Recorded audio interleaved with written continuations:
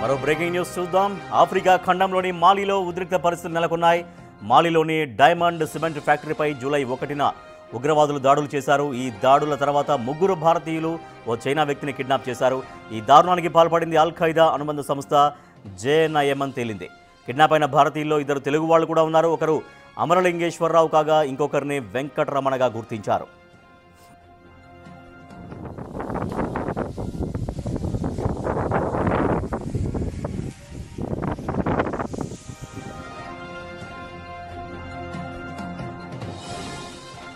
మాలీతో పాటు ఆఫ్రికాలోని 13 దేశాల్లో పనిచేస్తుంది డైమండ్ సిమెంట్. ఈ ఫ్యాక్టరీ సారథి స్టూడియో అధినేత ప్రసాద్ అని తెలుస్తోంది. మరోవైపు భారతీయుల్ని కాపాడడానికి రంగంలోకి దిగింది భారత ఎంబసీ. మాలీ అధికారులతో సంప్రదింపులు జరుపుతున్నారు ఎంబసీ అధికారులు.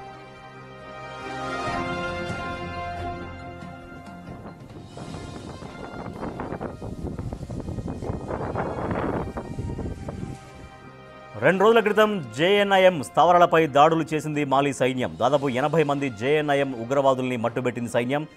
దానికి కౌంటర్గా ఈ దాడులు, కిడ్నాప్కు పాల్పడ్డారు ఉగ్రవాదులు.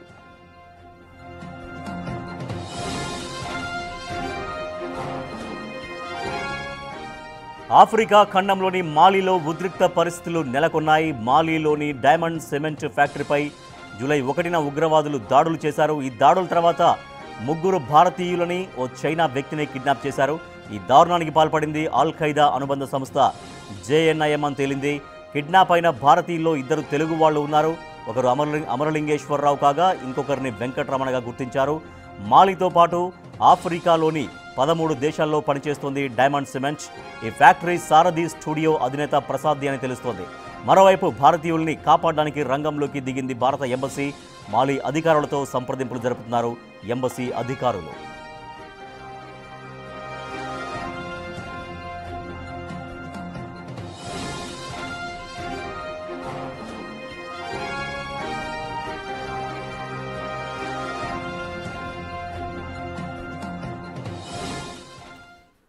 ఆఫ్రికా ఖండంలోని మాలీలో ఉద్రిక్త పరిస్థితులు నెలకొన్నాయి. దీంట్లో మాలీలోని డైమండ్ సిమెంట్ ఫ్యాక్టరీ పైన జూలై 1న ఉగ్రవాదులు దాడులు చేశారు.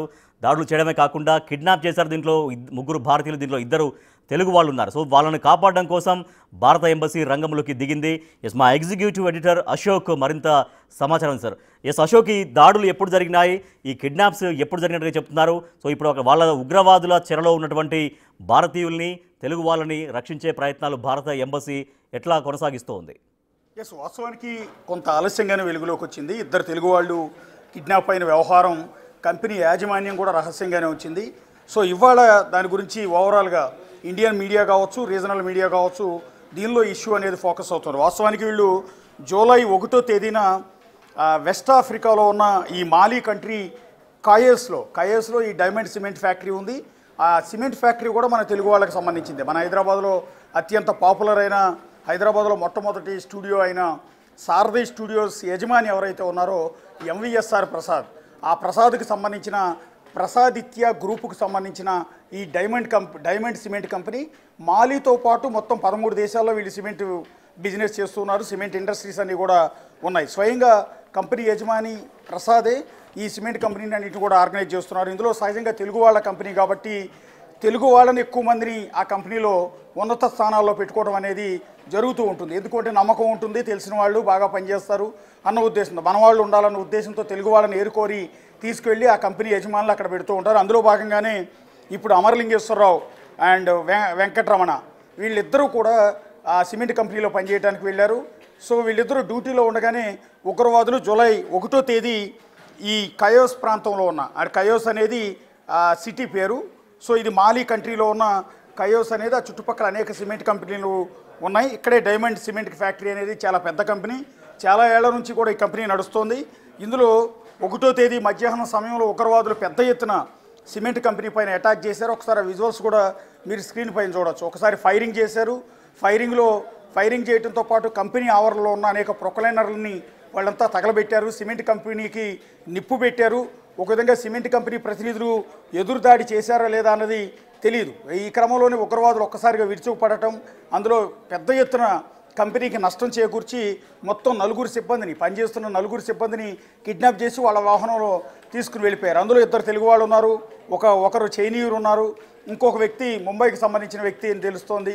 సో ఈ నలుగురిని కిడ్నాప్ చేసి వాళ్ళ దగ్గర ప్రస్తుతం పెట్టుకున్నారు. గత 3 రోజులుగా మూడు రోజుల పైనుంచి ఈ నలుగురు బాధితులు కూడా కిడ్నాపర్ల చెరలోనే ఉన్నారు. ఇంకా కిడ్నాపర్ల డిమాండ్స్ ఏంటనేది ఎక్కడ కూడా బయటికి రాలేదు. ఎందుకంటే కంపెనీ యాజమాన్యం కనుక బయటికి మాట్లాడితే అసలు వివరాలన్నీ కూడా తెలుస్తుంటాయి. ఎందుకంటే టెర్రరిస్టులు ఎందుకు దాడి చేశారు, దాడి చేసిన క్రమంలో ఏ డిమాండ్లను పెట్టారు, ఇప్పుడు బాధితుల్ని అంటే కిడ్నాప్ చేసిన బాధితులు విడుదల చేయాలి అంటే ఏం డిమాండ్ చేస్తున్నారు అనేది కంపెనీ యాజమాన్యానికి తెలిసి ఉంటుంది. సో వాళ్ళైతే ఎక్కడ కూడా బయటికి నోరు విప్పట్లేదు. ప్రస్తుతం కంపెనీ యజమాని ప్రసాద్ కూడా హైదరాబాద్లోనే ఉన్నట్టుగా తెలుస్తుంది. ప్రసాదిత్య గ్రూప్ తరఫున ఈ సిమెంట్ కంపెనీలు నడుపుతూ ఉన్నారు. సారథి స్టూడియోస్ను కూడా వాళ్ళే నడుపుతున్నారు. ఆ యజమాని ప్రసాద్ కూడా హైదరాబాద్లోనే ఉన్నారు. ఆయన అప్రోచ్ అయ్యేందుకు మనం విపరీతంగా ప్రయత్నాలు చేసాం, కానీ వాళ్ళు ఎందుకో మీడియా ముందుకు రావడానికి సమాచారం ఇవ్వడానికి నిరాకరిస్తున్నారు. ఎప్పుడో 1వ తేదీ మధ్యాహ్నం కిడ్నాప్ అయితే 4వ తేదీ 5వ తేదీ వచ్చే వరకు ఆ సమాచారం కూడా బయటికి రాలేదు అంటే యాజమాన్యం నిర్లక్ష్యం అనుకోవాలా, బాధ్యత రాహిత్యం అనుకోవాలా అన్న చూడాల్సి ఉంటుంది. ఎందుకంటే ఇప్పుడు కిడ్నాప్ చేశారు టెర్రరిస్టులు. భారత ప్రభుత్వం ఒక లేఖ విడుదల చేసింది. అది టెర్రరిస్టులతో అక్కడ మాలి ప్రభుత్వం కూడా సంప్రదింపులు జరుపుతోంది. కిడ్నాపర్ల చెరలో ఉన్న తెలుగు వాళ్ళని పర్టికులర్గా ఈ నలుగురిని విడుదల చేయించేందుకు ప్రయత్నాలు చేస్తోంది. ఇది ఎట్టి పరిస్థితులు కూడా చాలా బాధాకరమైన అంశాలు. ఇలాంటివి ఎట్టి పరిస్థితులు ఉపేక్షించేది లేదని కూడా భారత ప్రభుత్వం అక్కడ టెర్రరిస్టులు కూడా ఒక హెచ్చరిక లాంటిది జారీ చేసే ప్రయత్నం చేసింది. అటు మాలి ప్రభుత్వంతో భారత ప్రభుత్వ విదేశాంగ శాఖ కూడా రెగ్యులర్గా టచ్లో ఉంది. వాళ్ళ యోగా క్షేమ సమాచారం మొత్తం కూడా తెలుసుకునే ప్రయత్నం చేస్తోంది. ప్రస్తుతం ఇందులో మనం గమనించాల్సింది ఏంటంటే ఈ అమరలింగేశ్వరరావు ఇతను దాదాపు 10 ఏళ్ల క్రితం మాలికి వెళ్ళాడు. సిమెంట్ కంపెనీలు ఇక్కడ మేళ్ల చెరువు దగ్గర, నల్గొండ మేళ్ల చెరువు దగ్గర సువర్ణ ఫ్యాక్టరీలో 18 సంవత్సరాల పాటు పనిచేసిన అమరలింగేశ్వరరావు ఆ తర్వాత ఎక్కువ జీతం వస్తుందన్న ఉద్దేశంతో మాలి దేశానికి వెళ్ళి ఈ డైమండ్ సిమెంట్ కంపెనీ, అది కూడా తెలుగు వాళ్ళదే కాబట్టి అక్కడ పనిచేస్తున్నారు. గత 10 ఏళ్ళుగా ఆయనకు పనిచేస్తున్నారు. అక్కడ ఆయనకి 3 పిల్లలు ఉన్నారు, ఒక అబ్బాయి, 2 ఆడపిల్లలు ఉన్నారు. సో పిల్లలు అక్కడ ఉంటున్నారా ఇక్కడ ఉంటున్నారా అనేది తెలియదు. సో ఈయన సర్వీస్ ఇంజనీర్గా పనిచేస్తున్నారు సిమెంట్ కంపెనీలో. సువర్ణ కంపెనీలో కూడా ఆయన ఇంజనీర్గా పనిచేశారు. ఇప్పుడు దీనిలో కూడా సర్వీస్ ఇంజనీర్గా పనిచేస్తూ ఉన్నారు. ఇందులో మనం గమనించాల్సింది ఏంటంటే ఇది మాలిలోని కయేస్లో ఈ డైమండ్ సిమెంట్ ఫ్యాక్టరీ ఉంది. చాలా కాలం నుంచి నడుపుతున్నారు. ప్రొడక్షన్ కూడా చాలా పెద్ద ఎత్తున చేస్తున్నారు. చాలామంది ఎంప్లాయీస్ కూడా ఆ కంపెనీలో ఉన్నారు. ఇప్పుడు కిడ్నాప్కు పాల్పడిన సంస్థ అల్ఖైదాతో సంబంధాలు ఉన్న జేఎన్ఐఎం అంటే ఆ ఫుల్ ఫామ్ కూడా ఒకసారి చెప్పే ప్రయత్నం చేస్తాను. ఇందులో మరొక వ్యక్తి వెంకటరమణ, కిడ్నాప్ అయిన మరొక వ్యక్తి ఫోర్మ్యాన్గా పనిచేస్తున్నారు వెంకటరమణ. ఈయన కూడా తెలుగు ఫ్యామిలీ. అశోక్ అయితే జేఎన్ఐఎం అనేది అల్ఖైదాకు అనుబంధ సంస్థగా చెప్తున్నారు. సో అది ఆ సిమెంట్ ఫ్యాక్టరీని టార్గెట్గా చేసుకోవడానికి పర్టికులర్ రీజన్స్ ఏమైనా తెలిసాయా?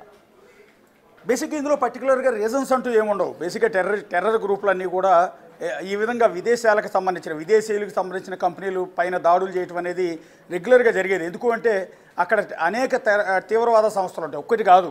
ఆ తీవ్రవాద సంస్థల మధ్య ఒకళ్ళ మీద ఒకళ్ళు దాడులు చేసుకుని చచ్చిపోయే ఘటనలు ఉంటాయి. వాళ్ళకి ఆర్మీకి మధ్య నిత్యం ఘర్షణ జరుగుతూనే ఉంటుంది. ఎప్పుడు ఏ ఆర్గనైజేషన్ ఏ తీవ్రవాద సంస్థ పుడుతుందో కూడా తెలియదు. ఎందుకంటే వాళ్ళల్లో వాళ్ళు కొట్టుకుని చచ్చిపోయే ఘటనలు కూడా ఎక్కువగా ఉంటాయి. వాళ్ళకి డబ్బులు కావాలి, ఆ డబ్బులు కావాలి, వాళ్ళ సంస్థను నడుపుకోవాలి అంటే సస్టైన్ కావాలంటే డబ్బులు కావాలి. కాబట్టి ఈ విధంగా విదేశాల నుంచి అక్కడికి వచ్చి కంపెనీలు పెట్టిన వీళ్ళందరినీ కూడా బెదిరించి వాళ్ళ దగ్గర డబ్బులు వసూలు చేస్తూ ఉంటారు. చాలా పెద్ద ఎత్తున డిమాండ్ చేస్తుంటారు. అలా డబ్బులు ఇవ్వని పక్షంలో వాళ్ళకి సంబంధించిన కంపెనీల పైన అటాక్ చేస్తుంటారు, విధ్వంసానికి పాల్పడుతుంటారు, తగలబడుతూ ఉంటారు. వాళ్ళకి సంబంధించిన ప్రతినిధులు కిడ్నాప్ చేసి చంపేస్తూ ఉంటారు. వాళ్ళ దగ్గర కిడ్నాప్ చేసి పెట్టుకుని డబ్బులు డిమాండ్ చేస్తూ ఉంటారు. ఇదంతా కూడా రెగ్యులర్గా జరిగేది. ఇది కేవలం మాలి దేశంలో మాత్రమే కాదు, పక్కనే ఉన్న సూడాన్ దేశంలో అదే జరుగుతుంది, నైజీరియాలో అదే జరుగుతుంది, ఉగాండాలో అదే జరుగుతుంది. అత్యంత ప్రపంచంలోని పూర్ కంట్రీస్గా ఉన్న ఈ కంట్రీస్లోకి బేసిక్గా లోకల్స్ బిజినెస్ చేసేది చాలా తక్కువగా ఉంటుంది. ఇండస్ట్రీస్ పెట్టాలన్నా, మైన్స్ వ్యాపారం చేయాలన్నా, లేకపోతే బంగారం వ్యాపారం చేయాలన్నా, ఏది చేయాలన్నా కూడా విదేశాల నుంచి వెళ్ళిన వాళ్ళే ఎక్కువ మంది ఉంటారు. సహజంగా అందులో భారతీయులు ఎక్కువ మంది ఇలాంటి ఆఫ్రికన్ కంట్రీస్లో ఎక్కువ మంది వ్యాపారాలు చేస్తుంటారు. అందులో భాగంగా మన తెలుగు వ్యక్తి సారథి స్టూడియోస్ యజమాని అయిన ఈ ప్రసాద్ వెళ్ళి అక్కడ సిమెంట్ కంపెనీ ఇక్కడ పనిచేశారు. ఇప్పుడు మనతో పాటు ఇప్పుడు ఇటు అమరలింగేశ్వరరావు అండ్ వెంకటరమణ ఫ్యామిలీస్ రెండు కూడా ఆందోళన చెందుతున్నాయి. తమ వాళ్ళని క్షేమంగా విడిచిపెట్టాలని విజ్ఞప్తి చేస్తూ ఉన్నాయి. ఈ వెంకటరమణ తల్లి గంజాంలో ఉంటారు. ఒరిస్సా రాష్ట్రంలోని గంజాం జిల్లాలో హిజిలీ గ్రామంలో ఉంటారు. హిజిలీ పోలీస్ స్టేషన్లో కూడా తన కొడుకు గురించి తల్లి నరసమ్మ ఫిర్యాదు చేసినట్టుగా కూడా తెలుస్తోంది. ఇటు అమరలింగేశ్వరరావు ఫ్యామిలీ ప్రస్తుతం మాచర్ల, గుంటూరు జిల్లా మాచర్లలో ఉంటారు. సో వాళ్ళ తండ్రి అమరలింగేశ్వరరావు తండ్రి వెంకటేశ్వరరావు గారు కూడా ప్రస్తుతం మనకి అందుబాటులో ఉన్నారు లైవ్లో. వెంకటేశ్వర్లు గారు నమస్తే అండి. వెంకటేశ్వర్లు గారు నా వాయిస్ వినపడుతుందా? వినపడుతుందండి. సరే, ఎప్పుడు తెలిసిందండి మీ అబ్బాయి గురించి? ఇది చాలా బాధాకరమైన అంశం. ఏమన్నా కంపెనీ యాజమాన్యం నిన్న తెలిసిందండి. ఓకే. మేము ఆమెకి మోకాలు మార్పిడి చేయించిన మాకెవరు చెప్పలేదన్నమాట. మాకు బీపీ షుగర్ ఉందని ఎవరు ఏం చెప్పలా. మాకు నిన్ననే తెలిసింది. ఓకే. మీ అబ్బాయి ఎప్పటి నుంచి పనిచేస్తున్నాడండి ఆ కంపెనీలో? అదే 10 ఏళ్ళు అవుతుందండి. ఓకే. మీరు ఎప్పుడైనా వెళ్ళారండి మాలీకి? మిమ్మల్ని ఎప్పుడైనా తీసుకెళ్లారా మీ అబ్బాయి? లేదండి, తీసుకోవాలి.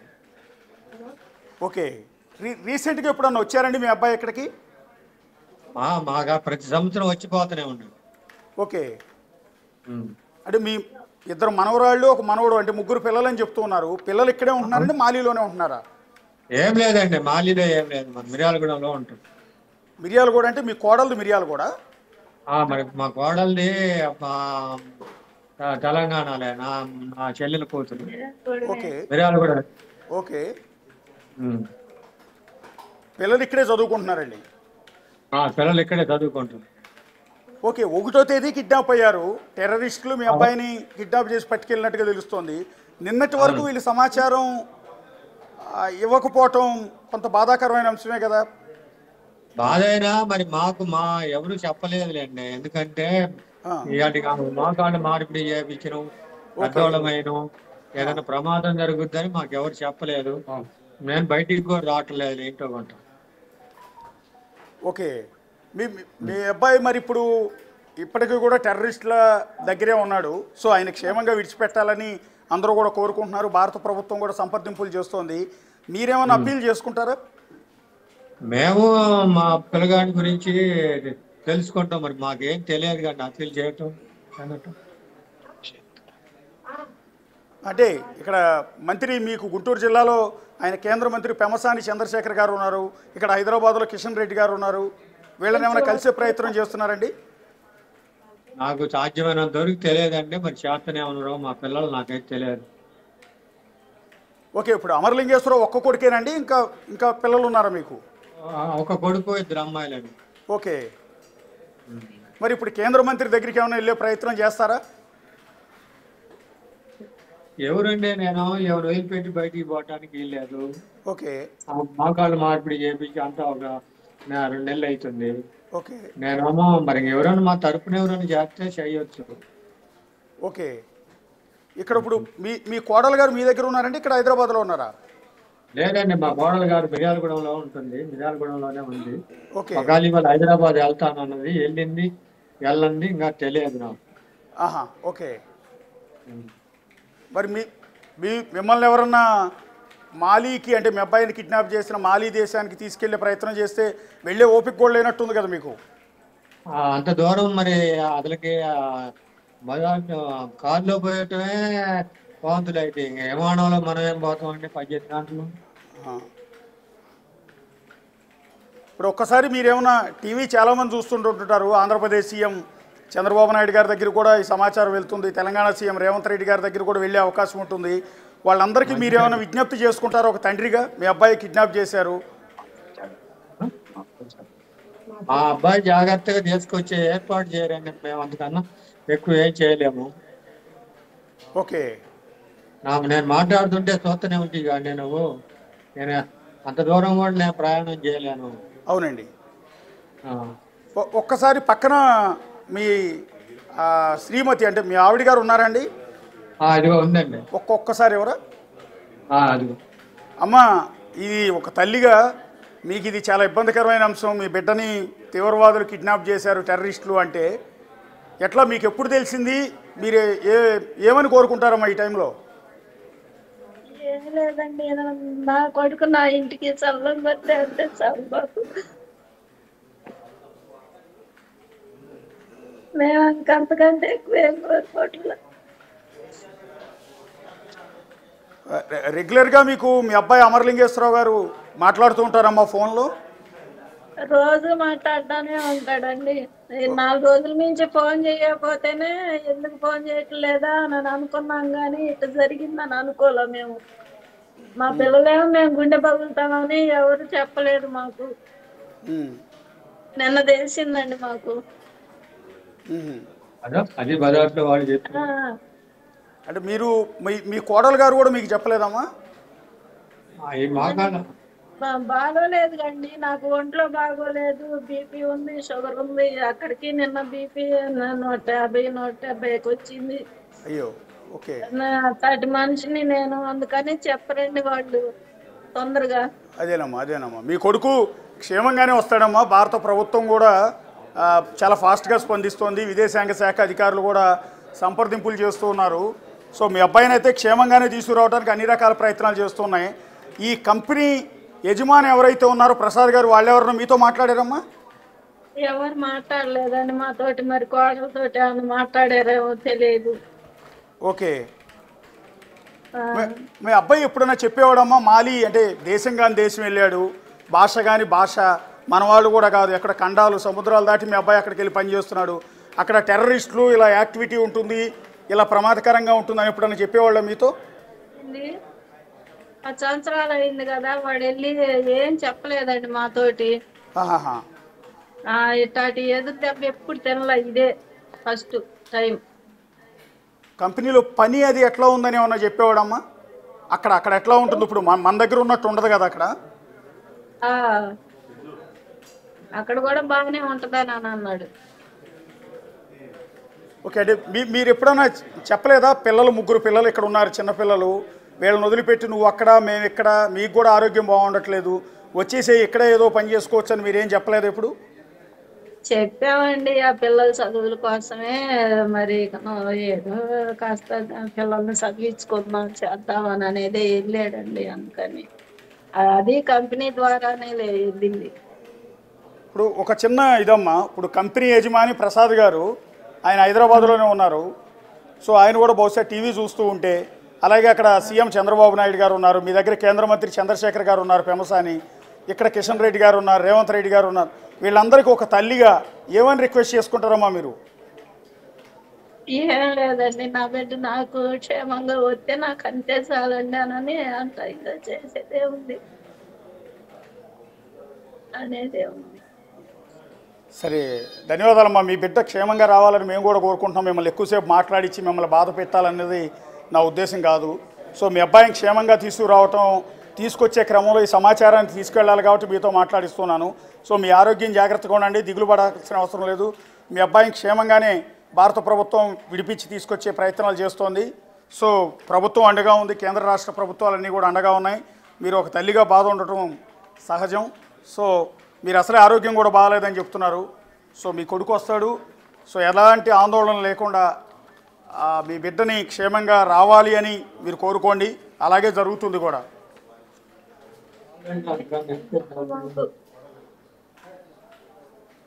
అది మనతో ఇప్పటివరకు మాట్లాడింది అమరలింగేశ్వరరావు, ఆ కంపెనీ సర్వీస్ ఇంజనీర్గా పనిచేస్తున్న అమరలింగేశ్వరరావు. ప్రస్తుతం మాలీలో తీవ్రవాదుల చెరలో ఉన్న అమరలింగేశ్వరరావు తల్లిదండ్రి ఇద్దరు కూడా మాట్లాడారు. వాళ్ళిద్దరికీ కూడా చాలా అనారోగ్యం, పాపం ఆయన మాట్లాడలేకపోతూ ఉన్నారు. ఆవిడికి బీపీ ఉంది, తండ్రికి ఆయన కూడా హెల్త్ ప్రాబ్లం ఉంది. మేము కదిలి బస్సులోను కారులోను కూడా జర్నీ చేయలేము, మేము విమానాల్లో మాలీకి వెళ్ళేంత ఓపిక కూడా మాకు లేదు అంటూ ఉన్నారు. సో ఇలాంటి దశలో ఏ తల్లిదండ్రికి రాని కష్టం ప్రస్తుతం వెంకటేశ్వర్లు రాజ్యలక్ష్మి గారికి వచ్చింది. తన కొడుకుకి ఏమవుతుందో అన్న ఆందోళన తల్లిదండ్రులు ఇద్దరికీ ఉండటం సహజం.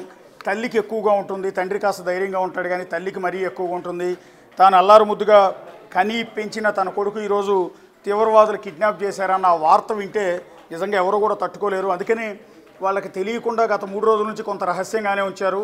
సో ఇవాళ తెలిసిన తర్వాత తల్లి కుమిలిపోతోంది, తండ్రి కూడా కుమిలిపోతూ ఉన్నారు. తమ బిడ్డని క్షేమంగా అప్పగించమని వాళ్ళు విజ్ఞప్తి చేస్తున్నారు. రాష్ట్ర ప్రభుత్వాలు రెండింటికి కూడా, కేంద్ర ప్రభుత్వానికి వాళ్ళు అప్పీల్ చేసుకుంటూ ఉన్నారు. మరొక వైపు ఇదంతా కూడా ప్రాసెస్ జరుగుతోంది. ఈ జరుగుతున్న క్రమంలో అక్కడ టెర్రర్ గ్రూప్ ఏదైతే ఉందో, టెర్రర్ గ్రూప్తో మాలీ ప్రభుత్వం కూడా సంప్రదింపులు చేస్తోంది. నిన్న మాలీ ఆర్మీ కూడా టెర్రర్ గ్రూపులపైన దాడులు చేసిద్ది. అందులో 80 మందికి పైగా టెర్రరిస్టులను కాల్చి చంపింది ఆర్మీ. సో పెద్ద భీకరమైన యుద్ధమే జరుగుతుంది అక్కడ టెర్రర్ గ్రూప్కి అండ్ మాలీ ఆర్మీకి మధ్య. సో ఈ కిడ్నాపర్ల చెరలో ఉన్న ఈ బాధితులు విడిపించేందుకు మాలీ ఆర్మీ కూడా టెర్రర్ గ్రూపులపైన దాడి చేస్తోంది. ప్రస్తుతం కూడా దాడులు కొనసాగుతున్నట్టుగా తెలుస్తోంది. సో ఈ దాడులు జరిగే క్రమంలో వాళ్ళ బందీలుగా ఉన్న నలుగురు ఉద్యోగుల్ని కూడా టెర్రరిస్టులు ఏం చేస్తారో అన్న భయం ఆందోళన కూడా సహజంగా అందరిలో కలుగుతోంది. ఎందుకంటే ఆర్మీ వాళ్ళ వైపు కాల్పులు జరుపుతోంది. దీన్ని ప్రతిఘటించేందుకు తీవ్రవాదులు కూడా ఆర్మీ పైన కాల్పులు జరుపుతూ ఉన్నారు. ఇప్పటికే 80 మంది టెర్రరిస్టులు చనిపోవడం అంటే మామూలు విషయం కాదు. కాకపోతే మనకు చాలా పెద్ద విషయం, కానీ అక్కడ మాలీలో ఇది సహజమే. ఈ విధంగా ఆర్మీకి టెర్రర్ గ్రూపులకి మధ్య దాడులు జరగటం, లేకపోతే ఒక టెర్రర్ గ్రూప్కి ఇంకో టెర్రర్ గ్రూప్కి మధ్య ఆధిపత్య పోరులో భాగంగా దాడులు జరగటం, వాళ్ళు చంపేసుకోవటం, పబ్లిక్ని కాల్చి చంపటం, పబ్లిక్గా మాలీ దేశంలో వీధుల్లోంచి వాళ్ళ వాహనాల మీద గన్స్ పట్టుకుని AK-47లు పట్టుకుని వాహనాల మీద ఊరేగుతూ వెళ్ళటం, ఇదంతా కూడా సహజం. సూడాన్ కంట్రీలో కానీ, ఉగాండాలో కానీ, ఇక్కడ మాలీలో కానీ ఇవంతా కూడా రెగ్యులర్గా సహజమే. అక్కడ ఉన్న జనాలందరికీ ఇది సహజం. సో ఇలాంటి క్రమంలో భారతదేశం నుంచి వెళ్ళి అక్కడ పరిశ్రమలు పెట్టి అక్కడ ఉపాధి కల్పించే క్రమంలో ఇప్పుడు భారతీయ వ్యాపారులు కావచ్చు, భారతీయ ఇండస్ట్రియలిస్టులు కావచ్చు, వీళ్ళు ఇబ్బంది పడుతూ ఉన్నారు. వీళ్ళ దగ్గర పనిచేసి ఎంప్లాయీస్ని బెదిరించి డబ్బులు డిమాండ్ చేయటం, ఇలాంటి దాడులు చేయటం, దాడుల వల్ల ఇప్పుడు ఈ సిమెంట్ కంపెనీ కూడా చాలా పెద్ద ఎత్తున నష్టపోయిందనేది ఆ విజువల్స్ని చూస్తే చాలా స్పష్టంగా కనిపిస్తుంది. మీ స్క్రీన్ మీద విజువల్స్ చూసినా కూడా కిడ్నాపర్ల చెరలో అంటే తీవ్రవాదుల చెరలో ఉన్న 2 భారతీయులు, ఒక చైనీయుడు, ముగ్గురు భారతీయులు, ఒక చైనీయుడు విజువల్స్ను కూడా మీరు ఒకసారి ఆ స్క్రీన్ మీద చూడొచ్చు. వాళ్ళు ఒక చెట్టు కింద వాళ్ళందరినీ కూడా కూర్చోబెట్టారు. ప్రస్తుతానికి ఉన్న సమాచారం ప్రకారం అయితే వాళ్ళంతా కూడా సేఫ్గానే ఉన్నారు. సో ఇది ఇప్పుడు కిడ్నాప్ చేసిన JNIM తీవ్రవాద సంస్థ పేరు JNIM. అంటే ఇది అల్ఖైదాకు రిలేటెడ్ అనుబంధ సంస్థగా చెప్తున్నారు. ఇది మేమే కిడ్నాప్ చేశామని కూడా వాళ్ళు ప్రకటించుకున్నారు. సో ఇది ఒక జిహాదీ సంస్థ. సో జిహాదీ సంస్థ చేతిలోకి వెళ్ళిన తర్వాత క్షేమంగా విడిచిపెడతారన్న గ్యారంటీ కూడా ఉండదు. చాలాసార్లు కాల్చి చంపిన సందర్భాలు కూడా ఉన్నాయి. సో ఈ క్రమంలో ఇప్పుడు JNIM అధీనంలో వాళ్ళ చేతిలో బందీలుగా ఉన్న ఇప్పుడు భారతీయుల ముగ్గురు పరిస్థితి ఏంటి అనేది అందరూ కూడా ఆందోళన చెందుతూ ఉన్నారు. పర్టికులర్గా 2 తెలుగు వాళ్ళ బందీలుగా ఉండటం అనేది మనందరికీ కూడా కొంత టెన్షన్ కలిగించేదే. సో JNIM అంటే జమాత్ నుస్రత్ అల్ ఇస్లాం వాల్ ముస్లిమీన్ అని ఈ ఉగ్రవాద సంస్థ. ఇది అల్ఖైదాకు అనుబంధ సంస్థగా ఉంది. అత్యంత కరడుగట్టిన దారుణమైన ఒక ఆర్గనైజేషన్గా చెప్తూ ఉన్నారు. ఎంతటి నీచానికైనా ఒడుగబడతారు, ఎదుటి వాళ్ళ ప్రాణాలని ఇట్లే తీసేస్తూ ఉంటారు. ఎప్పుడు దాడులు చేయటం, హింసావాదం వాళ్ళ ప్రవృత్తిగా అక్కడ ఉంటుంది. ఈ JNIM అనే ఈ ఉగ్రవాద సంస్థ ప్రతిరూపం అయితే మనం ఇక్కడ చూడొచ్చు. సో వాళ్ళ చేతిలో మన తెలుగు వాళ్ళిద్దరు కూడా ఉన్నారు. వాళ్ళకి క్షేమంగా రావాలి. అయితే ఇక్కడ మనం గమనించాల్సింది ఏంటంటే ఇంతకీ ఆ డైమండ్ సిమెంట్ కంపెనీ యజమాని ప్రసాద్ అంటే శారద స్టూడియోస్ అధినేత ప్రసాద్ ఇంతవరకు స్పందించట్లేదు. మనం అప్రోచ్ అయ్యే ప్రయత్నం కూడా చేశాం. అసలు వాట్ ఏంటి అనేది ఫ్యామిలీకి ప్రోగ్రెస్ చెప్పాలి, రాష్ట్ర ప్రజలకు కూడా చెప్పాల్సిన అవసరం ఉంటుంది. ఎందుకంటే మీరు ఉద్యోగం ఇస్తానని తీసుకెళ్ళి ఇక్కడ నుంచి వాళ్ళ ప్రాణాలను ఈరోజు తీవ్రవాదుల చేతుల్లో ఉన్నాయి అంటే అందుకు కారణం యాజమాన్యమే. బాధ్యత వహించాల్సింది మీరే. ఎందుకంటే తెలుగు వాళ్ళు అయితే ఎక్కువ పనిచేస్తారు, ఎక్కువ రెస్పాన్సిబుల్గా ఉంటారు, మన వాళ్ళు ఉంటారన్న ఉద్దేశంతో వీళ్ళు ఇక్కడ నుంచి ఇక్కడ హాయిగా ఏ సిమెంట్ కంపెనీలో హ్యాపీగా పనిచేస్తున్న వాళ్ళని ఎక్కువ జీతాలు ఇస్తామని వీళ్ళని తీసుకెళ్ళింది మీరు. సో వాళ్ళకి ఏమైనా జరిగితే రెస్పాన్సిబిలిటీ ఇప్పుడు డైమండ్ సిమెంట్ కంపెనీది, తీవ్రవాదులది కాదు. తీవ్రవాదులు మనకు వచ్చి చేయలేం. వాళ్ళని నువ్వు ఇక్కడ నుంచి పట్టుకెళ్ళింది సిమెంట్ కంపెనీ యాజమాన్యం కాబట్టి యాజమాన్యం స్పందించాలి. సో యాజమాన్యం అంటే యజమాని ప్రసాద్, MVSR ప్రసాద్ ఇంతవరకు అయితే ఎక్కడ కూడా రియాక్ట్ కావట్లేదు. కంపెనీ నుంచి ఎలాంటి స్టేట్మెంట్ కూడా ఇవ్వటం లేదు. అంటే పట్టనట్టు వ్యవహరిస్తున్నారా లేకపోతే పట్టించుకుంటున్నట్టే కనిపిస్తున్నారా అన్నది కూడా పూర్తిస్థాయి సమాచారం అయితే లేదు. Rajesh. Right, thank you Ashok.